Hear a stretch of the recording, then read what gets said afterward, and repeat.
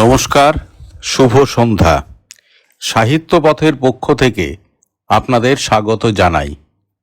একটি বিশেষ কথিকা এখন সম্প্রচারিত হবে। কথিকার বিষয় নেতাজি সুভাষচন্দ্র বসুর জীবন ও কর্ম প্রসঙ্গে শঙ্করী প্রসাদ বসু। আজ 21শে অক্টোবর শঙ্করী প্রসাদ বসুর জন্মদিন উপলক্ষে কথিকাটি লিখেছেন উৎপল আইচ। শ্রী আইচ সুভাষচন্দ্রের অনুরাগী গবেষক।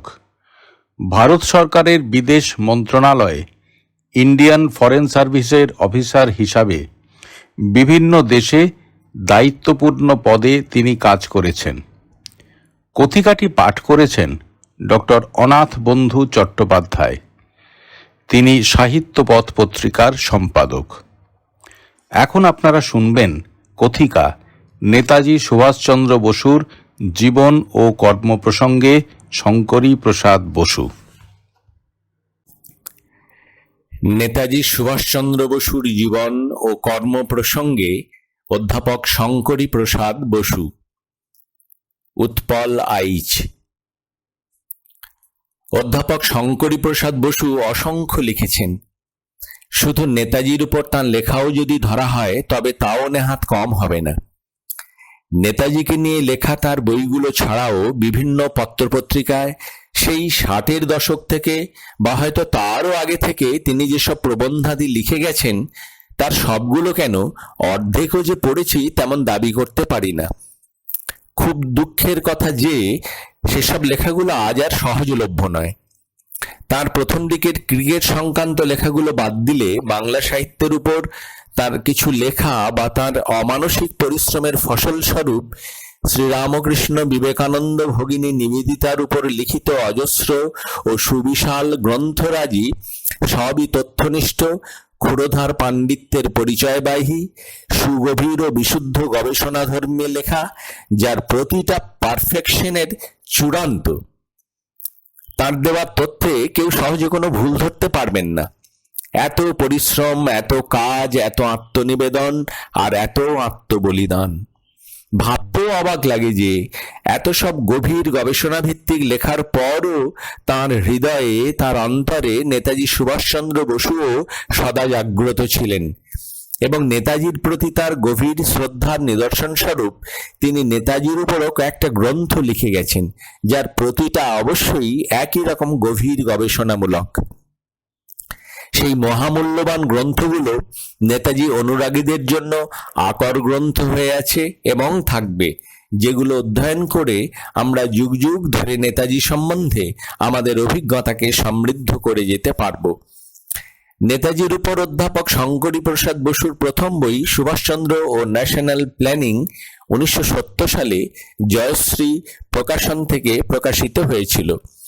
সেই বইয়ের মুখবন্ধ থেকেই জানতে পারা যায় যে সেই প্রকাশনার মাসিক জয়শ্রী পত্রিকাতে 1967 জানুয়ারিতে অর্থাৎ নেতাজি সংখ্যায় এ বিষয়ে অধ্যাপক বসুর একটা দীর্ঘ প্রবন্ধ প্রকাশিত হয়। সেই প্রবন্ধ পাঠের সৌভাগ্য না হলেও এ সম্বন্ধে অধ্যাপক বসুর একটা রচনা ডিসেম্বর 1999 সালে জয়শ্রী নেতাজি সুভাষচন্দ্র বসু জন্ম শতবার্ষিকী গ্রন্থের 125 থেকে 139 পৃষ্ঠায় প্রকাশিত হয়েছে। যদিও সেই রচনাটার শীর্ষকও সুভাষচন্দ্র ও ন্যাশনাল প্ল্যানিং এবং প্রবন্ধের শেষে লেখা রয়েছে এই প্রবন্ধটি লেখকের সুভাষচন্দ্র ও ন্যাশনাল প্ল্যানিং গ্রন্থের অংশবিশেষ, কিন্তু কিছু কিছু মিল থাকলেও দুটো আলাদা রচনা। এটা কি সেই 1967 জানুয়ারির জয়শ্রী পত্রিকায় প্রকাশিত সেই প্রবন্ধ? তা জানতে পারা গেল না।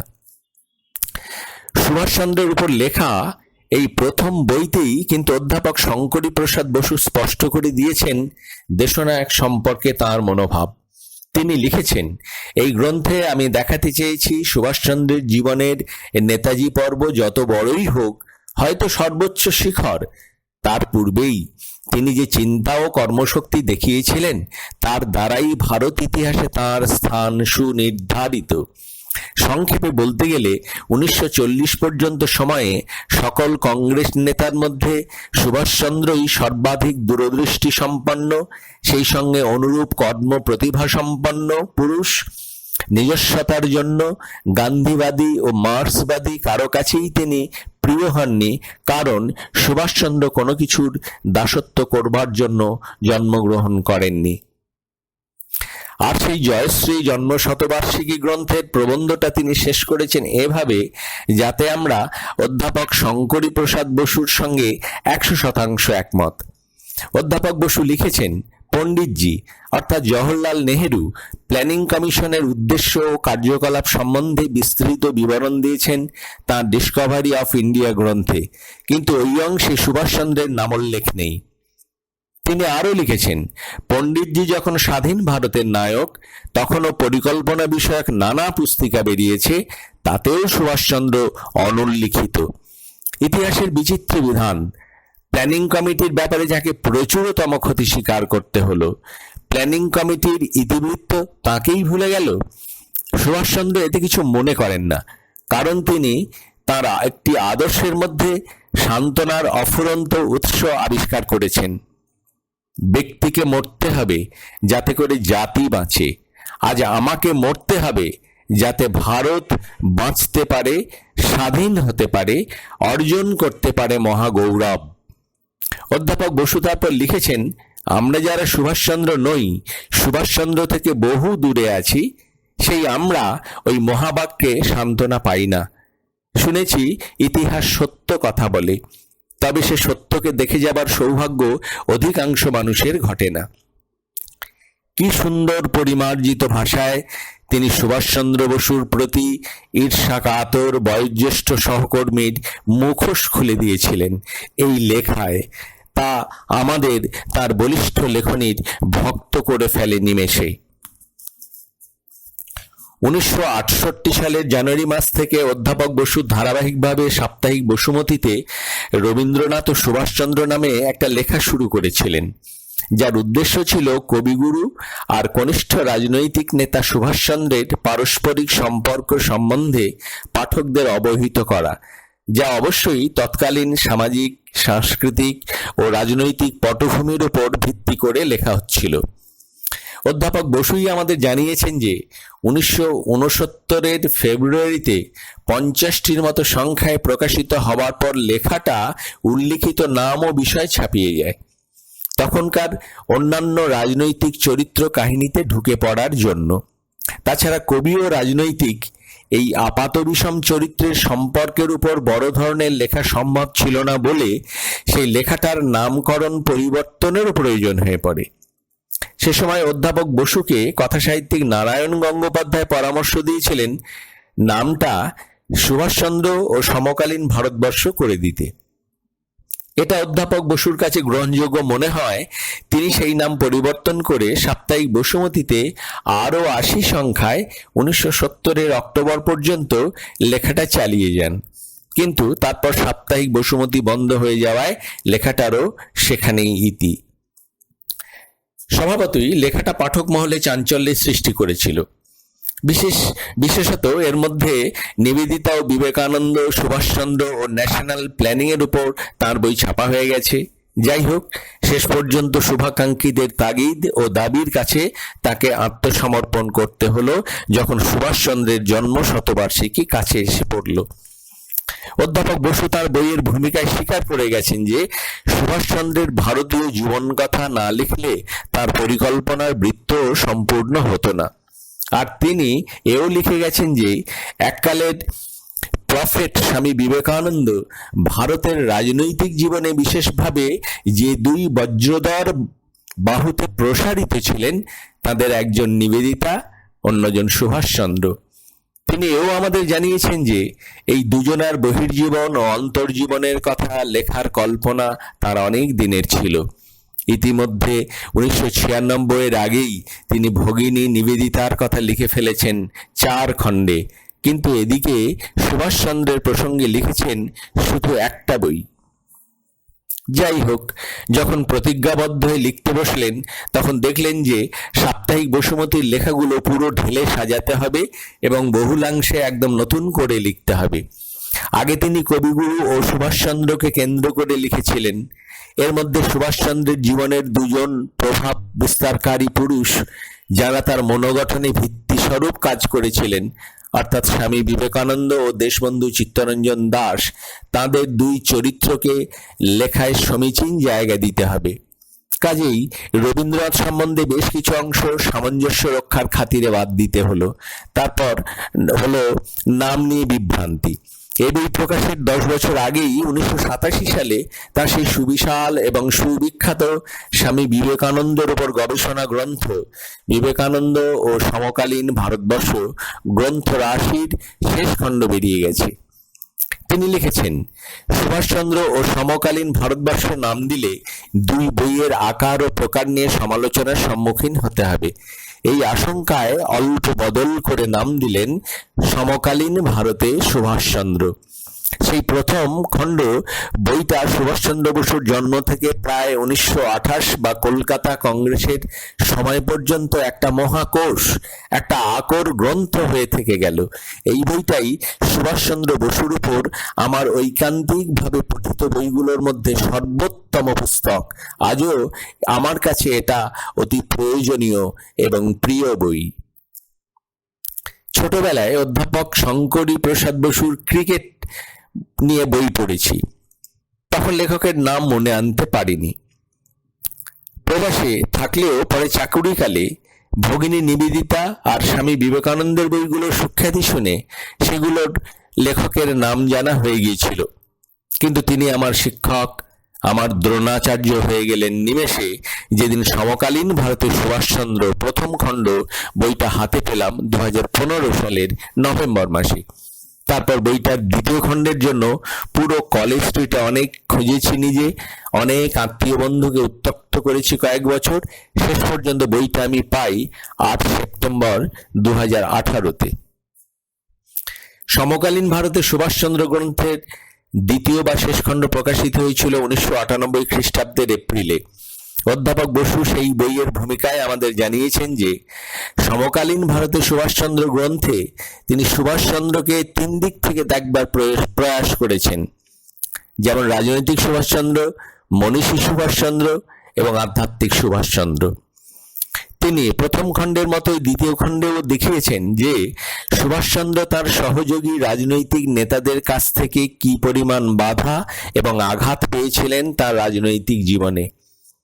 এর প্রধান কারণ তিনি অনুগত গান্ধীবাদী ছিলেন না, সে সময়ে যেটা ছিল ঘোরতর অপরাধ।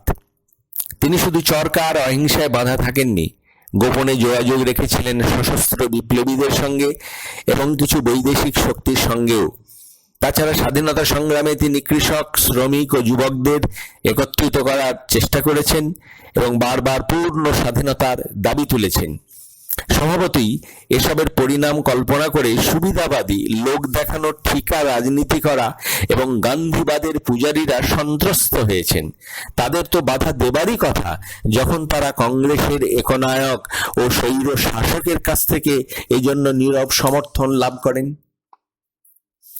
আবার এই বইতে সুভাষচন্দ্রের মননশীলতা, তার রাজনৈতিক দূরদর্শিতা, তার প্রগতিশীলতা, তার সমস্যা অনুধাবনের ক্ষমতা, আন্তর্জাতিক রাজনীতি সম্বন্ধে সম্যক জ্ঞান ইত্যাদি বিস্তারিত বিষয়ও দেখিয়েছেন অধ্যাপক বসু। সুভাষচন্দ্রের ব্যাপক পড়াশোনার কথা আমাদের বুঝিয়েছেন।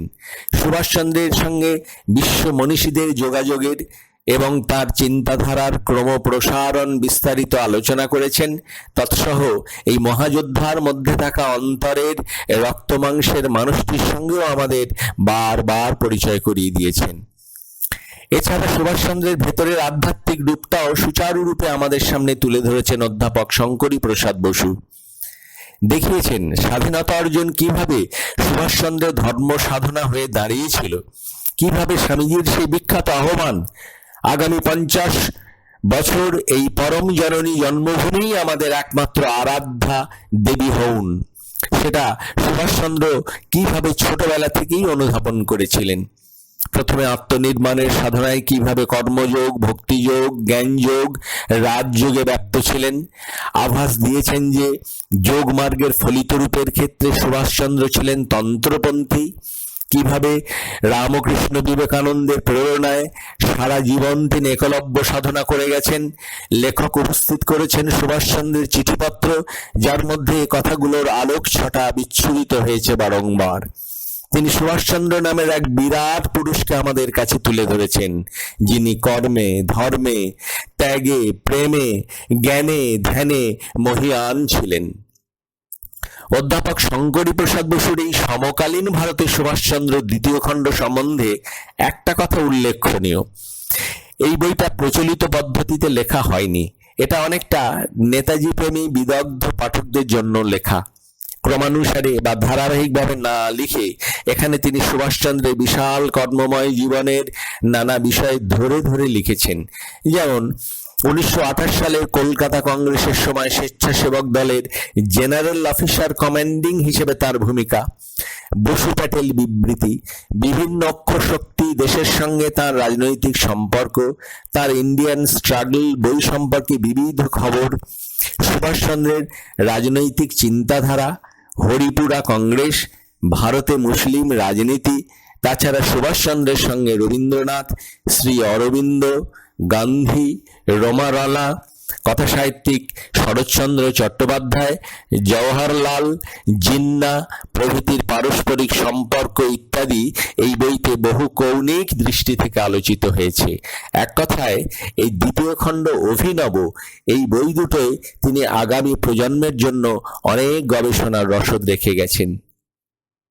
এর সঙ্গে অধ্যাপক শঙ্করী প্রসাদ বসুর 80 পৃষ্ঠার একটা পকেট সাইজের সামান্য বড়, যাকে বোধহয় ডিওডেসিমো সাইজ বলা হয়, বই বের হয়েছিল দেশ পাবলিশিং থেকে, যার নাম ছিল বিবেকানন্দে উদ্ভাসিত সুভাষচন্দ্র। এই সুন্দর ছোট বইটাই তিনি সেই প্রসঙ্গগুলো আলোচনা করেছেন যাতে সুভাষচন্দ্রের জীবন দর্শন বিশেষভাবে প্রতিফলিত হয়েছে। অধ্যাপক বসু দেখিয়েছেন যে অনিবার্যভাবে সেখানেও নিয়ন্ত্রী শক্তি সেই শ্রী শ্রী রামকৃষ্ণ আর স্বামী বিবেকানন্দ। এই প্রসঙ্গে স্মরণযোগ্য যে বিবেকানন্দ সমকালীন ভারতবর্ষের ষষ্ঠ ও সপ্তম বা শেষতম খণ্ডে সুভাষচন্দ্র বসুর প্রসঙ্গে এসেছে বারবার। তাছাড়া সুভাষচন্দ্রের জীবনে স্বামী বিবেকানন্দের প্রভাব বিষয়ে বিভিন্ন লেখকের অনেক বই প্রকাশিত হয়েছে, কিন্তু তা সত্ত্বেও বিবেকানন্দের উদ্ভাসিত সুভাষচন্দ্র নামের এই ছোট বইটা একজন প্রকৃত বিবেকানন্দ ও নেতাজি বিশেষজ্ঞ এবং মহা গবেষকের কাছ থেকে আমাদের উপরি পাওনা। তবে এই বইটা সম্বন্ধে আমার একটা অনুযোগ আছে, এটা আক্ষেপও বলা যেতে পারে। এই বইটাই অধ্যাপক বসুর সুভাষ বিষয়ক একমাত্র বই যাতে পাদটিকা বা অন্তটিকা নেই। এবার আসছে নেতাজি বিষয়ক অধ্যাপক বসুর সর্বশেষ বইতে, যা ইংরেজিতে লেখা হয়েছিল। বইটার প্রধান চরিত্র সুভাষচন্দ্র নন। বইটার নাম economic and political ideas, Vivekananda, Gandhi, Subhash Bose. এটা দিল্লির স্টার্লিং পাবলিশার্স থেকে 2000 সালে বের হয়েছিল। বর্তমানে বাজারে পাওয়া যায় না। এই বইটা 20 ডিসেম্বর 1997 সালে দিল্লিতে ভিলওয়ারা মেমোরিয়াল লেকচারের উপর আধারিত এবং তার পরিবর্ধিত রূপ। জাপান থেকে ভ্যাঙ্কুভার হয়ে শিকাগো যাবার পথে জাহাজে স্বামীজির সঙ্গে শিল্পপতি জামশেদজি টাটার যে কথোপকথন হয়েছিল তার ইঙ্গিত তিনি দিয়েছেন এই বইতে। স্বামীজি জামশেদজি টাটার ভারতে ইস্পাত শিল্প প্রতিষ্ঠা করার প্রচেষ্টাকে আশীর্বচন জানিয়েছিলেন। এছাড়া স্বামীজি জামশেদজিকে ভারতে আধুনিক বিজ্ঞান ও প্রযুক্তি প্রশিক্ষণ কেন্দ্র খোলার জন্য পরামর্শ দেন। তারই ফলশ্রুতি স্বরূপ পরে জামশেদপুরে টাটা স্টিল প্ল্যান্ট এবং ব্যাঙ্গালোরে ইন্ডিয়ান ইনস্টিটিউট অফ সায়েন্স প্রতিষ্ঠিত হয়েছিল। এই বইতে স্বামী বিবেকানন্দের অর্থনৈতিক এবং রাজনৈতিক আদর্শ মতবাদ পুঙ্খানুপুঙ্খ গবেষণার ভিত্তিতে নতুন দৃষ্টিকোণ থেকে উত্থাপন করেছেন অধ্যাপক শঙ্করী প্রসাদ বসু। এছাড়া এই বইতে তিনি স্বামী বিবেকানন্দের উন্নয়ন ভাবনা, গ্লোবালাইজেশন বা বিশ্বায়ন ভাবনা, সামাজিক ন্যায়নীতির ধারণা, সমাজতান্ত্রিক চিন্তাধারা, মানবিকতা, বহুত্ববাদ ইত্যাদি ইত্যাদি বিশ্লেষণ করেছেন। সঙ্গে সঙ্গে লোকমান্য তিলক, মোহনদাস গান্ধী প্রভৃতির স্বামী বিবেকানন্দের মতবাদের সঙ্গে মিল ও অমিল দেখিয়েছেন তার বলিষ্ঠ লেখনীতে। শেষ অধ্যায়ে স্বামীজির আদর্শে বলীয়ান সুভাষচন্দ্র কিভাবে কংগ্রেসের শিল্পনীতির পরিবর্তন সাধনে চেষ্টা করেছিলেন তা বলেছেন। এতে সুভাষচন্দ্র, স্যার বিশ্বেশ্বরাইয়া, ডক্টর মেঘনাদ সাহা, রবীন্দ্রনাথ ঠাকুর ও অন্যান্যদের কাছ থেকে যে সাহায্য পেয়েছিলেন সে কথাও আছে। আর সেজন্যে গান্ধীজির এবং তার অনুগত সহচরদের কাছ থেকে সুভাষচন্দ্র যে বাধা পেয়েছিলেন তাও সবিস্তারে বর্ণনা করেছেন লেখক। গান্ধীজি চরকা আর খাদি শিল্পের গোড়া সমর্থক ছিলেন। তিনি মনে করতেন চরকা ও খাদি ছাড়া স্বরাজ অসম্ভব। 1920 সালে সেপ্টেম্বরে কলকাতায় কংগ্রেসের বিশেষ অধিবেশনে এবং সে বছরই ডিসেম্বর মাসের শেষ সপ্তাহে নাগপুর কংগ্রেস থেকে তিনি তো 1 বছরের মধ্যে স্বরাজ এনে দেবার প্রতিশ্রুতিও দিয়েছিলেন দেশবাসীকে। যাই হোক, এসবের পরিণতি স্বরূপ কিভাবে সুভাষচন্দ্রকে কংগ্রেসের রাষ্ট্রপতির পদ থেকে অপসারিত করা হয়েছিল, এতে জওহরলাল নেহরুর নির্লজ্জ ভূমিকার কথা ইত্যাদিও অধ্যাপক বসু এই বইতে তুলে ধরেছেন। তাহলে আমরা অধ্যাপক শঙ্করী প্রসাদ বসুর সুভাষচন্দ্রের উপর লেখা সর্বমোট 5টা বইয়ের সন্ধান পাচ্ছি, যেগুলোর শিরোনামে সুভাষচন্দ্র বা সুভাষ নামটা রয়েছে। যেমন 1. সুভাষচন্দ্র ও ন্যাশনাল প্ল্যানিং, জয়শ্রী প্রকাশন, 1970-এ প্রকাশিত। 2. সমকালীন ভারতে সুভাষচন্দ্র, প্রথম খণ্ড, মন্ডল বুক হাউস, জানুয়ারি 1997-এ প্রকাশিত। 3. সমকালীন ভারতে সুভাষচন্দ্র, দ্বিতীয় খণ্ড, মন্ডল বুক হাউস, এপ্রিল 1998-এ প্রকাশিত। 4. বিবেকানন্দে উদ্ভাসিত সুভাষচন্দ্র, দেশ পাবলিশিং, জানুয়ারি 1998 সালে প্রকাশিত। 5.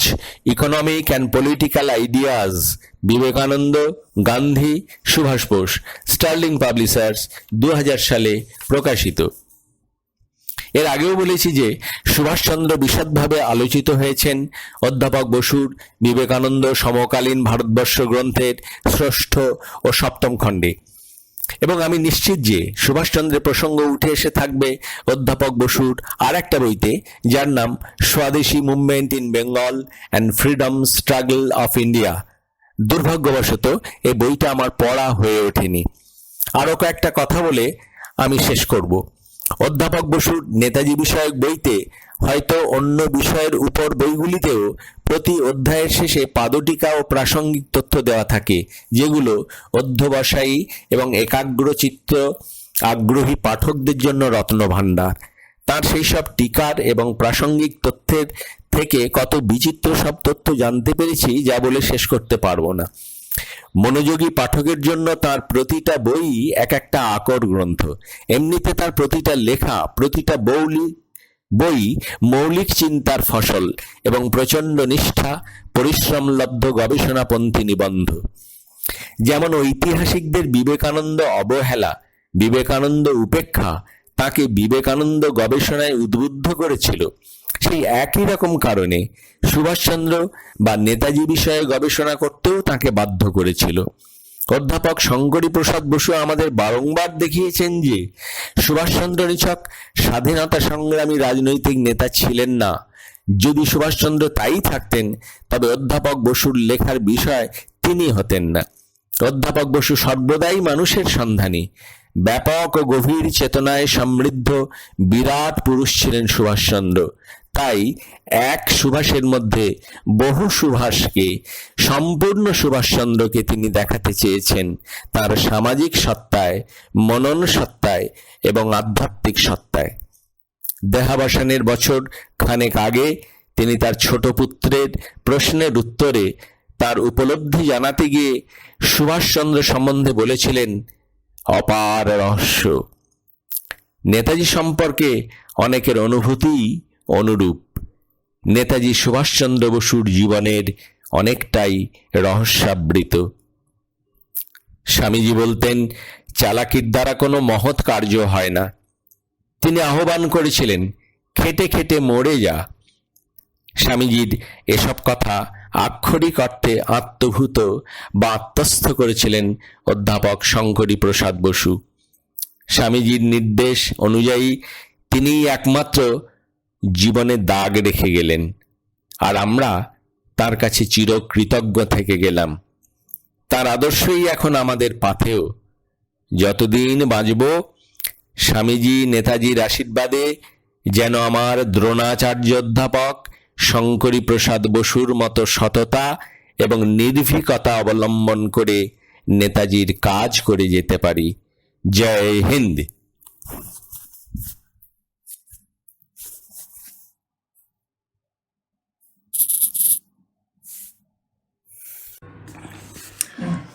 এতক্ষণ আপনারা বিশেষ কথিকা নেতাজি সুভাষচন্দ্র বসুর জীবন ও কর্ম প্রসঙ্গে শঙ্করী প্রসাদ বসু শুনলেন। কথিকাটি লিখেছেন নেতাজি গবেষক উৎপল আইচ। পাঠ করেছেন ডক্টর অনাথ বন্ধু চট্টোপাধ্যায়। শ্রী শ্রী দুর্গাপূজা উপলক্ষে 22শে অক্টোবর থেকে 31শে অক্টোবর পর্যন্ত সাহিত্য পথের কোনো অনুষ্ঠান সম্প্রচারিত হবে না। 1 নভেম্বর থেকে যথারীতি প্রতি বুধবার ও রবিবার সন্ধ্যা 6টায় সাহিত্য পথের অনুষ্ঠান শোনা যাবে ইউটিউব চ্যানেল ও ফেসবুক পেজে। দুর্গাপূজার সময় করোনা মহামারীর থেকে আপনারা সতর্ক থাকুন, সাবধান থাকুন। শুভরাত্রি।